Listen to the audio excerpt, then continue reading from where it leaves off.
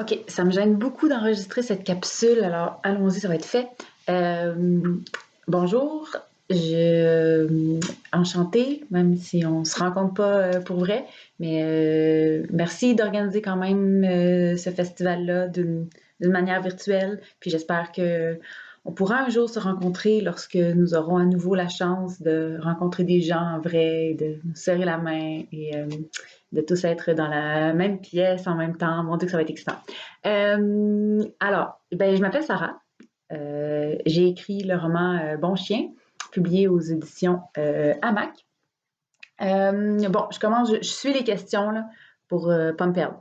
Euh, ah oui, est-ce que vous exercez une autre profession qu'écrire? Oui, mais en fait, ma vie professionnelle est séparée en deux. Pendant l'hiver, de l'automne à l'hiver, j'enseigne le français, la littérature, au secondaire et au cégep, dépendant des contrats. Puis pendant l'été, je fais de la reforestation, je plante des arbres en Colombie-Britannique et en Alberta. Puis là, d'ailleurs, je pars demain matin, en fait. Le contrat commence. En fait, au moment où vous allez voir cette capsule-là, ça va déjà faire à peu près un mois qu'on plante. Puis ça va jusqu'à la mi-août, fin août. Euh, alors voilà ma profession en ce moment, planteuse d'arbres. Fait que je me prépare à passer d'un confinement chez moi à Sherbrooke à un confinement dans un camp de planteurs dans ma tente pour les trois prochains mois et demi. Euh, est-ce que si vous avez déjà publié, c'est mon premier roman. Par contre, depuis ce roman-là, j'ai publié une nouvelle dans un recueil qui s'appelle Stalkers, publié chez Québec Amérique. C'est un recueil sous le thème de la femme qui est stalkers finalement, au lieu parce que l'idée c'était que souvent dans la culture, c'est les personnages de femmes qui sont victimes de voyeurs ou qui se font espionner. Puis là, c'était de remettre le personnage féminin dans la position de la personne qui épie, qui est voyeur. Voilà, c'est un recueil vraiment intéressant. Stalkers. Je vous le conseille. Ensuite, comment ce roman est-il né? Ouais, mon roman, c'est Bon Chien. Ça va peut-être être à l'envers, là. Je ne sais pas trop si ça va bien fonctionner, cette histoire de caméra. Comment le roman est-il né? Quel a été l'élément déclencheur? Euh, je, quand j'ai commencé à écrire le roman, en fait, j'avais un chien dans ce temps-là. Puis, euh, tu sais, quand un chien regarde son maître qui a une balle dans les mains puis qui s'apprête à lui lancer la balle, euh, les chiens sont comme, ils ont un regard d'espoir puis de fébrilité à l'idée que la balle va leur être lancée puis que leur travail, ça va être de rattraper la balle puis de la ramener à leur maître. Puis cette espèce de désir-là de bien faire puis de réussir la tâche qui fait dire à un maître bon chien. Euh, ça m'a ça m'a interpellée, je dirais. Euh, Puis ça m'a ramené. Moi, j'ai fait l'école de ballet, l'école supérieure de ballet contemporain. Puis j'ai comme vu une grosse correspondance en fait entre euh, le sentiment du chien qui veut bien faire puis qui veut plaire à son maître, puis l'état d'esprit dans lequel on est en tant que jeune cadeau danseur dans une école de ballet où il faut performer, il faut bien faire pour le maître de ballet, pour le chorégraphe, pour euh, le prof. Bon. Fait que voilà, c'est pour ça que ça s'appelle Bon Chien, mais le bon chien dans mon roman, c'est la ballerine, c'est le personnage de la jeune qui est à l'école de ballet puis qui veut tellement bien faire, bien paraître dans le regard de son prof finalement. Fait que ça, c'est l'élément déclencheur. Euh, ça s'est construit par fragments.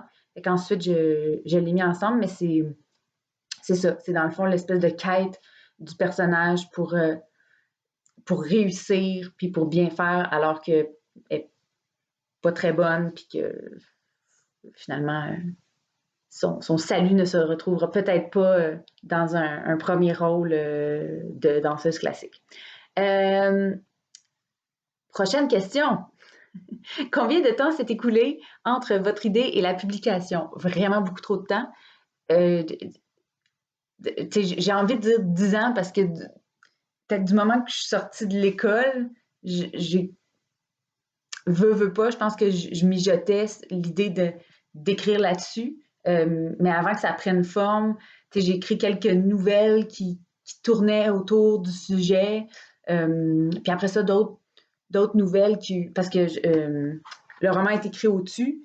Il y a quelques nouvelles qui n'avaient pas rapport avec le sujet, mais que j'ai écrit au-dessus. Puis là, j'ai trouvé que la forme fonctionnait avec ce que je voulais faire. Fait que pour finalement commencer à écrire le roman en tant que tel, puis jusqu'à la publication, il y a peut-être 5 ans.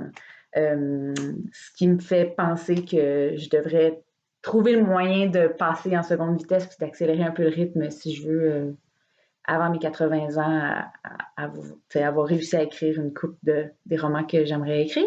Comment l'équipe éditoriale a changé votre manuscrit? Mon éditeur, c'est Éric Simard.